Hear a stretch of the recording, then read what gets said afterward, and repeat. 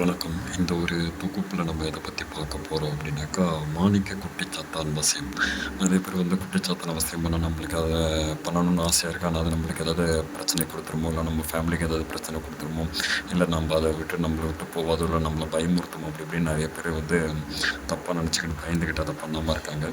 சில பேர் வந்து அருள்வாக்கு சொல்கிறவங்க இது வேணும், ஆனால் அது அதனால் பிரச்சனை வருமானு பயந்துக்கிட்டு நான் பண்ணாமல் இருக்கேன் அப்படின்னு சொல்கிறாங்க. ஆனால் இன்னமும் இந்த காலத்துலேயும் வந்து பார்த்திங்க அப்படின்னாக்கா, அந்த சாத்தானை வச்சு பண்ணக்கூடிய அருள் வாக்காக இருக்கட்டும், இல்லை சில விஷயங்களை வச்சு நம்ம அதை வச்சு எல்லாத்தையுமே சகலத்தையும் பண்ணிக்கலாம்.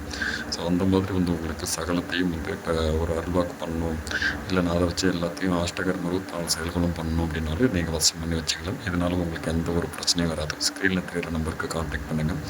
11 நாளுக்குள்ளே அந்த குட்டிச்சாத்தனை உங்களுக்கு வசம் பண்ணி நீங்கள் நினைக்கிற எல்லாத்தையுமே அடையலாம்.